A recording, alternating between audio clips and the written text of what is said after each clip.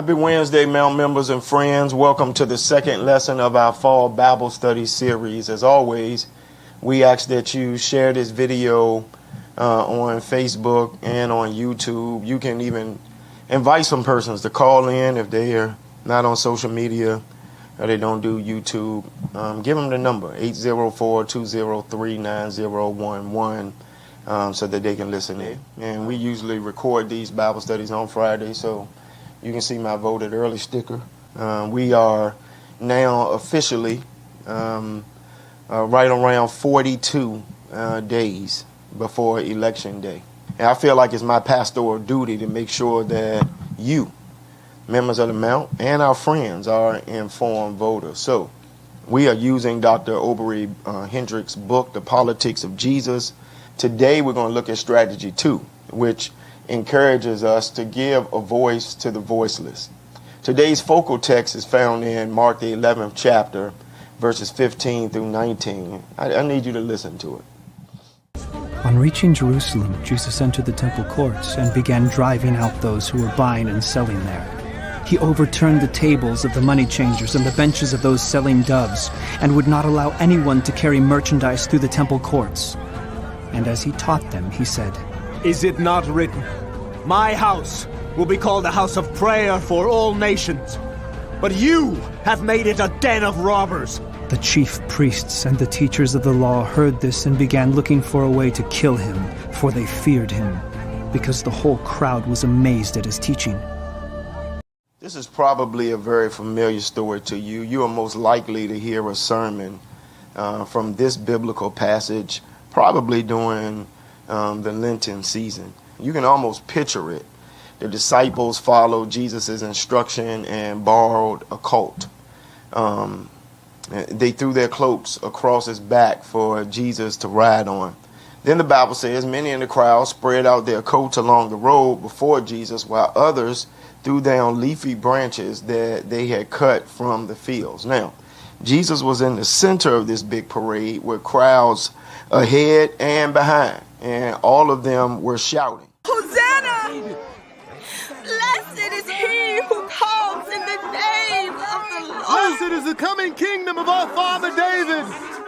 Hosanna in the highest heaven." In Mark's telling of the story, Jesus and his entourage entered Jerusalem that first night. Verse 11 says, he went into the temple courts and looked around at everything. But since it was already late, he went out to Bethany with the 12. The next day, Jesus returns to Jerusalem, enters the temple. This time, he doesn't just look around. On this day, Jesus goes into the temple and intentionally disrupts the commercial activities by overturning the tables of the money changers and the seats of those who were selling doves. He emphasized the sanctity of the temple as a place of prayer for all nations, and he criticized the commercialization of this space. In The Politics of Jesus, Dr. Hendricks asserts that Jesus' action on that day was not some spontaneous eruption of emotion. Instead, Jesus went to the temple prepared to confront the merchants, prepared to occupy the temple, prepared to publicly denounce temple activities, and he carried it all out without a hitch. Hendricks says that it is clear that Jesus' protest, was well planned. What is less clear is why he made it. Now, for centuries, Christians have taught that Jesus' dramatic demonstration at the temple was purely a religious act. Either he was decrying the temple's lack of spirituality, or he was protesting the commercialization of his worship practices, or some say he was railing against rogue money changers for overcharging worshipers for the Jewish shekels they needed to make acceptable offerings, or he was critiquing the temple's legalistic worship. Now, though they vary in their details, all of these interpretations have this in common. Each considers Jesus' action in the temple to be purely religious. But Hendricks invites us to dig deeper. He urges us not to miss this point. Jesus was not committing a purely religious act for the simple reason that the Jerusalem temple was not a purely religious institution. Even though the temple was a religious center of Jewish life, it was also much more than that. It was the governing institution of Israel. It was the center of Israel's political life and Israel's political power. It was at the temple that the priestly aristocracy obediently represented Roman interests to their own people. It was at the temple that priests issued pronouncements and decisions that affected the life of every Jew in Israel. But more than that, the temple was the center of Israel's economy. It was its central bank. It was its treasury. It was a depository of immense wealth. So much of the activity of the Jerusalem temple hinged upon buying and selling and various modes of exchange in a real sense. The temple was fundamentally, hear me, an economic institution. Now, I said all that to say that the Jerusalem temple, despite its religious significance, was also a center of political power and economic activity. The priests enriched themselves through temple offerings, leading to widespread resentment among the people. Jesus' public denunciation and disruption of temple activities were strategic efforts to challenge the authority and the legitimacy of the temple hierarchy, aiming to free the people from their fear of offending God by rejecting the corrupt caretakers of the temple. Additionally, Jesus sought to demystify the temple's aura of holiness and reject the notion of the temple as the literal house of God. So when we dig deeper, we realize that what seems to have been a burst of outrage against wayward or defecting merchants was in reality much, much more. It was a very public demonstration aimed at Israel's center of power. In other words, Jesus clearing the temple was an overtly political act.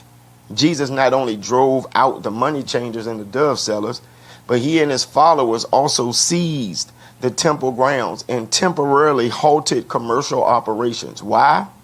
Because despite its appearance of holiness and religiosity, beneath its proclamations of justice and concern, the temple did not treat the people and their needs as holy. Hear me again. Jesus' protest at the temple was not a spontaneous outburst, but it was a well-planned political act aimed at challenging the abuse of power and economic exploitation by the priesthood.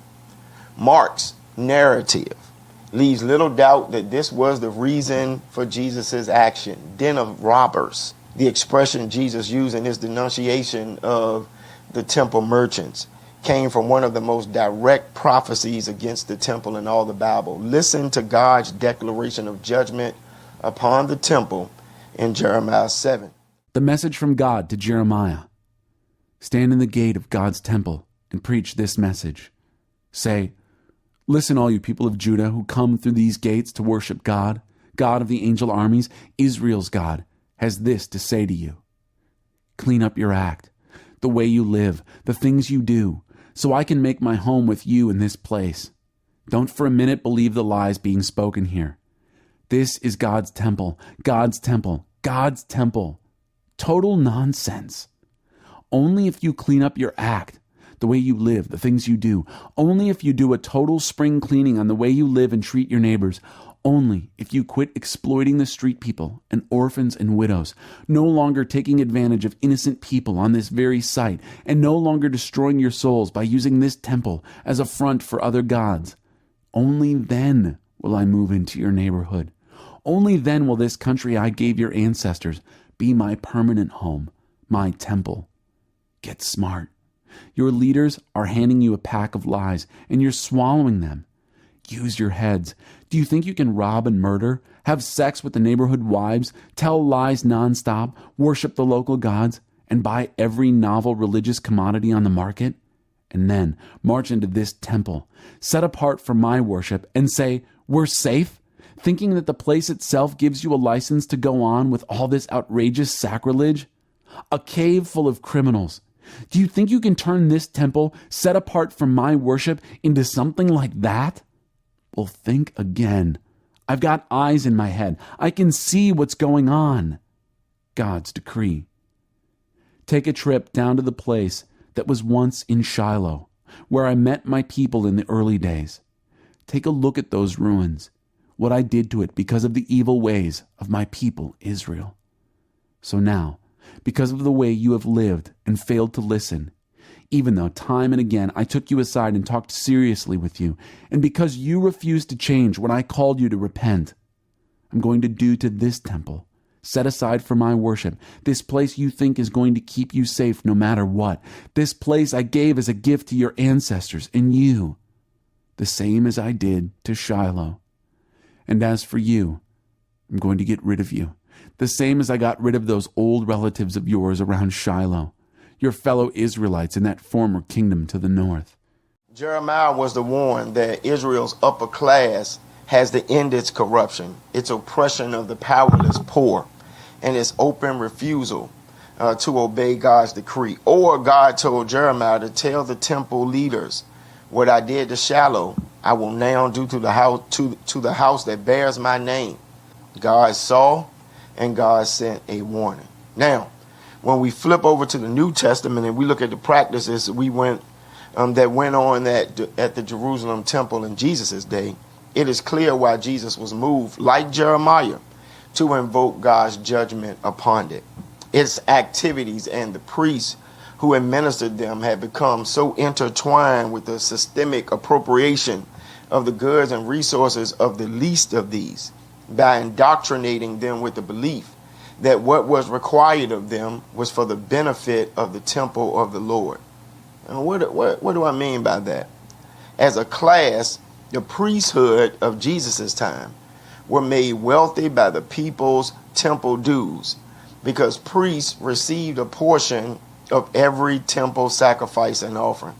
So when you think about normal temple attendance plus the thousands of pilgrims that made their way to Jerusalem on high holy days, you understand that this represented considerable wealth.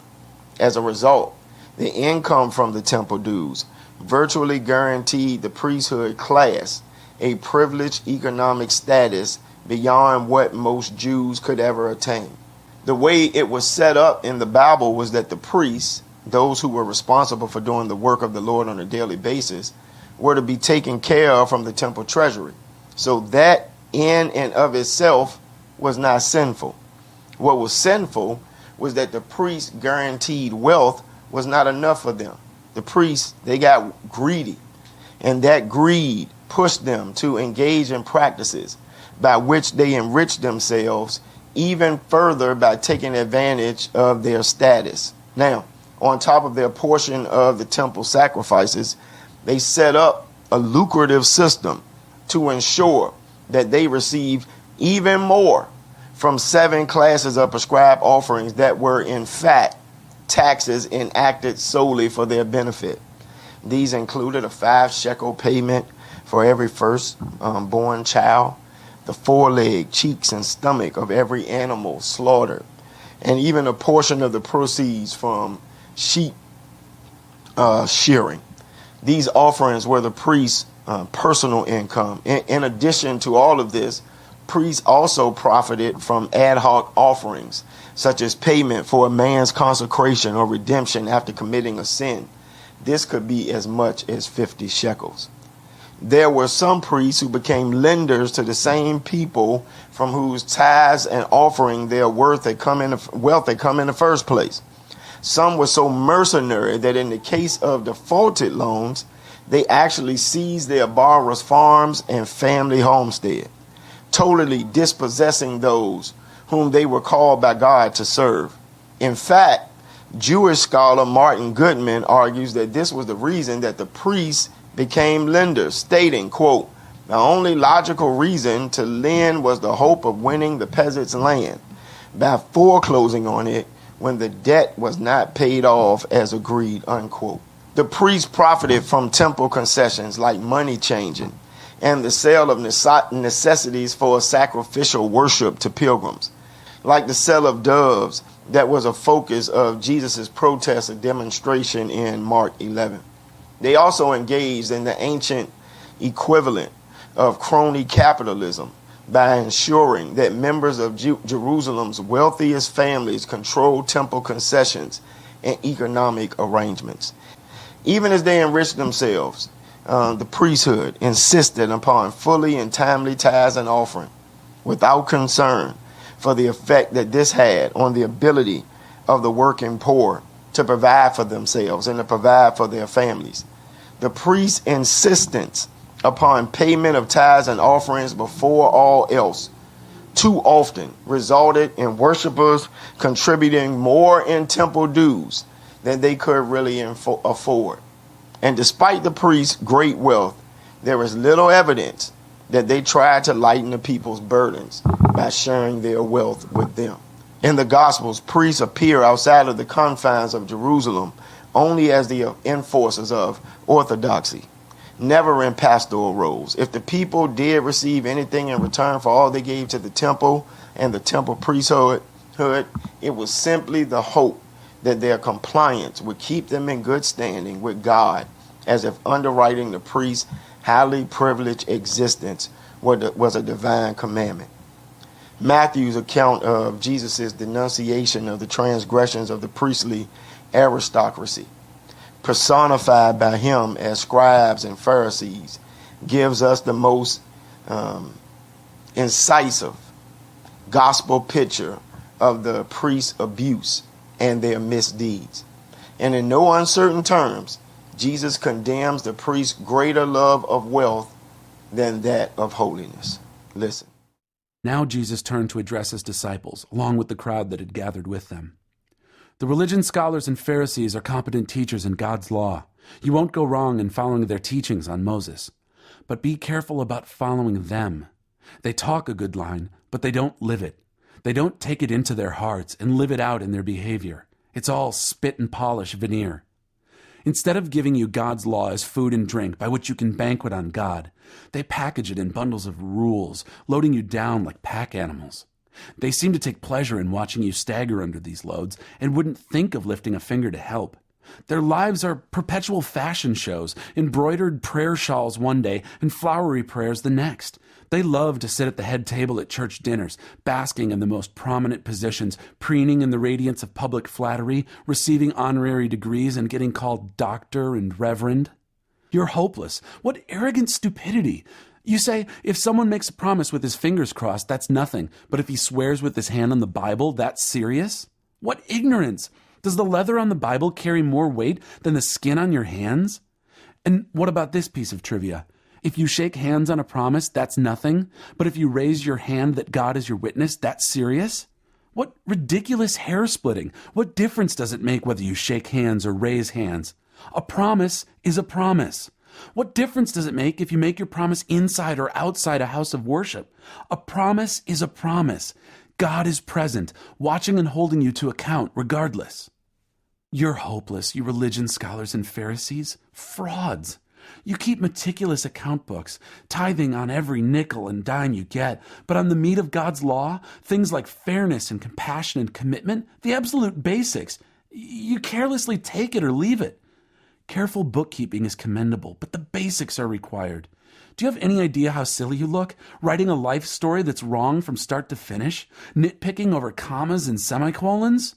You're hopeless, you religion scholars and Pharisees, frauds. You're like manicured grave plots, grass clipped and the flowers bright, but 6 feet down, it's all rotting bones and worm-eaten flesh.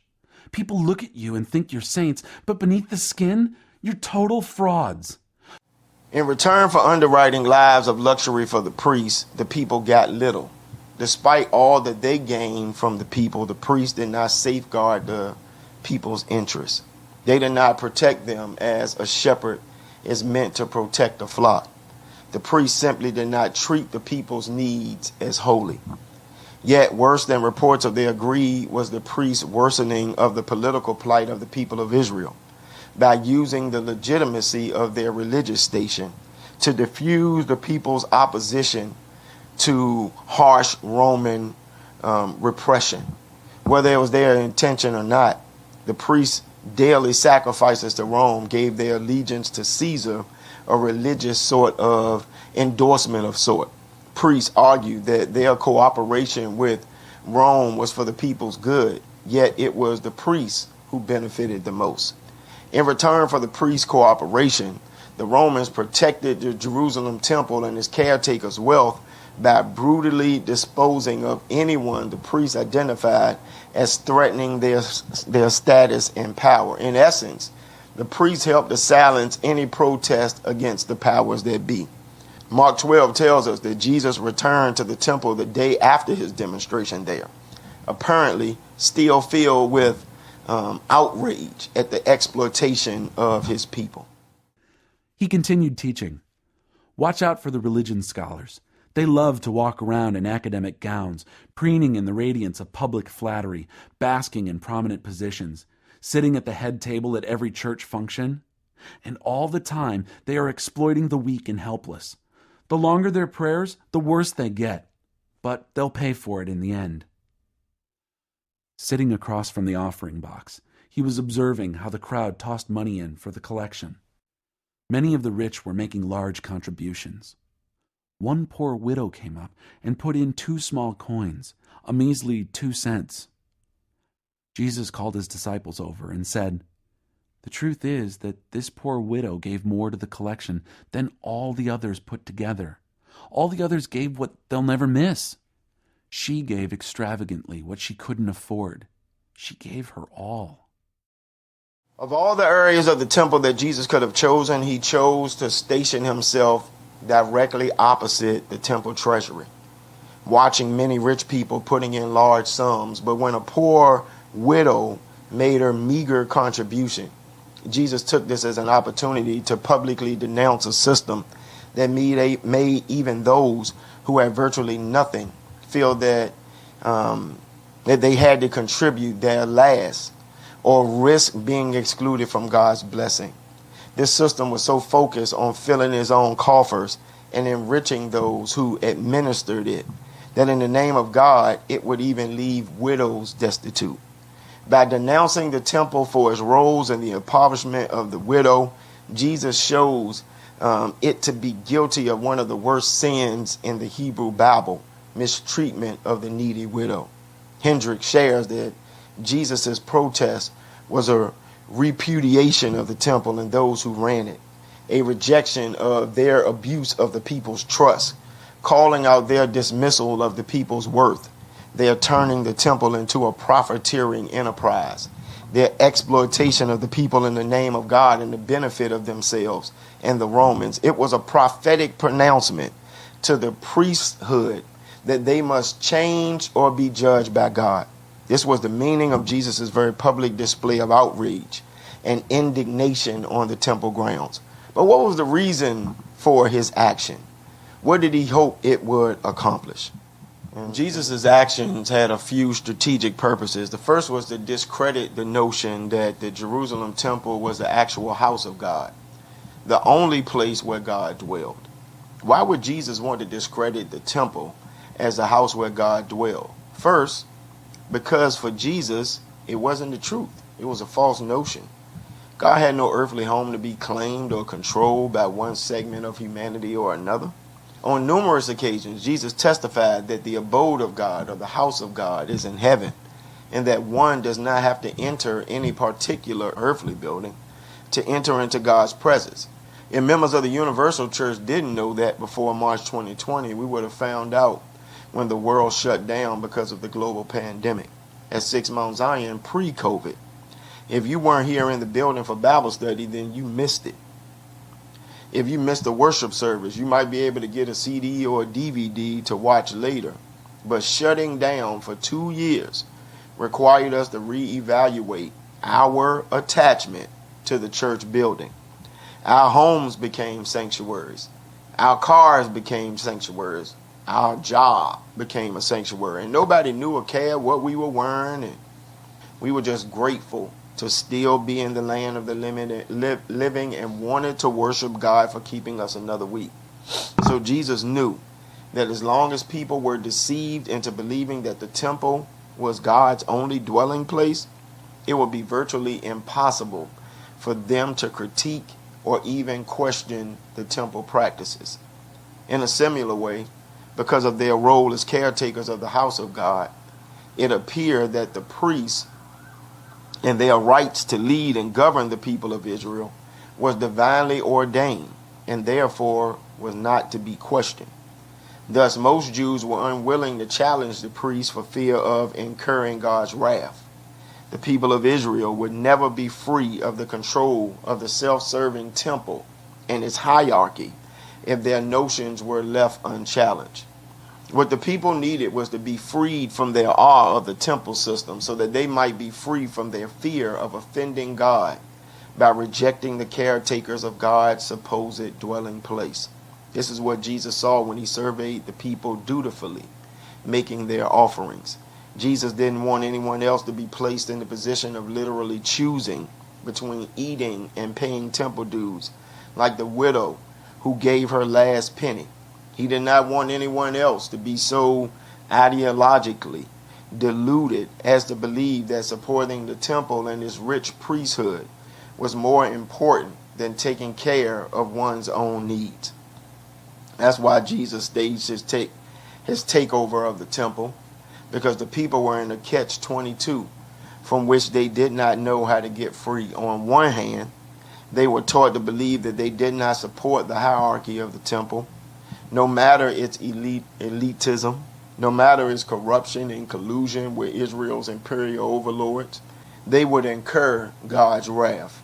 On the other hand, if they made all the offerings asked of them, their already precarious economic circumstances could be made worse. The Jewish people had long endured and resented their treatment. In fact, outrage against the priests had been building for centuries. Jesus' actions sought to demonstrate to the masses that they had the right and the power to challenge those who lorded it over them, because he knew the people were haunted by the questions. What if the priests really were the intercessors between God and the people? Would speaking out against the priests bring God's wrath upon the people? So Jesus' protest at the temple said, in effect, that the people's needs were holy, and even the poorest of the poor had the right and the power to call the religious authorities to account.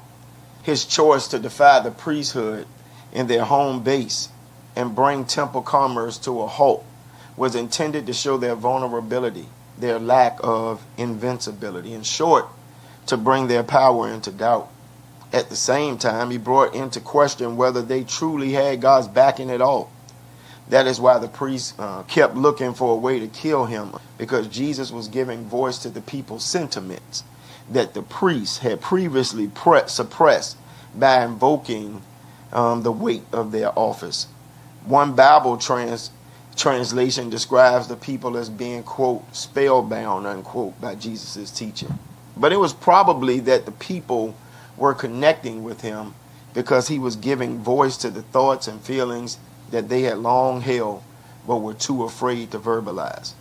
By calling the mandate of the priesthood and the legitimacy of the temple into question, Jesus helped the people to see that they were giving their loyalty and their allegiance to a ruling order that did not obey its covenant with God to treat their needs as holy. In the Mark 11 text, Jesus' actions gave a voice to the voiceless. Publicly and powerfully, he articulated the people's unspoken anger and resentment, not just to give space to vent, but to empower them by hearing their own thoughts, their own sentiments, spoken by someone just like them.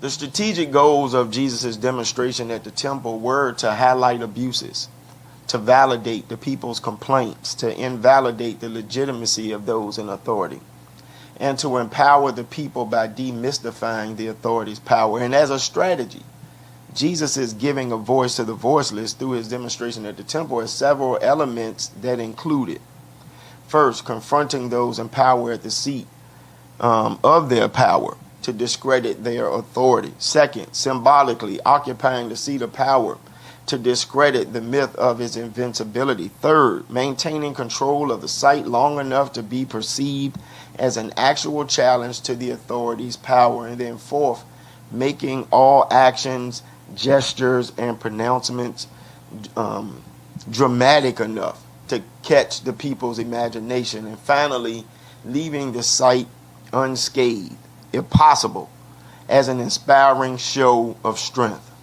By disrupting the temple commerce and questioning the legitimacy of the priests, Jesus aimed to give a voice to the voiceless and inspire the masses to stand up against injustice. Giving a voice to the voiceless is a powerful strategy for political change. But Jesus' actions in the temple also demonstrate that speaking truth to power is more than strategic. It is our sacred duty. That concludes our Bible study today. I hope you share this video and then come back next week when we will talk about the third political strategy that impacted Jesus' life and ministry. A few announcements before we go. First, join our prayer call tomorrow morning at 7 a.m. 804-203-9011. The 50 and older choir, you guys are up and you're going to rehearse tomorrow, Thursday at 6:30 and Saturday at 10:30. And then church school. Church school is back this Sunday at 9:30, and then we'll worship together at 10:45. As we get ready for our after Bible study chat, I want to hear your response to these two questions. Which marginalized or oppressed people in our community might we be called to speak up for? Number two, what corrupt system do you wish you had the courage to speak truth to power to? We ask these questions because we want to be sure that we are able to put into practice what we're learning, so that we might not just be hearers of the word, but doers also. All right, so start thinking of your answers now. The reason that we do this at the Bible study chat is because we actually want to hear from you. All right, there's a lot of churches, they don't care nothing about what you think. They just put the pastors up, let them preach at you, teach at you, and could care what you think. We want to engage our people. All right, so let's head over to our after Bible study chat. You can get there three ways. First, download the Dialpad meeting app, or go to meetings.dialpad.com/SMZBC. Meetings.dialpad.com/SMZBC, or simply call us at 804-203-9011.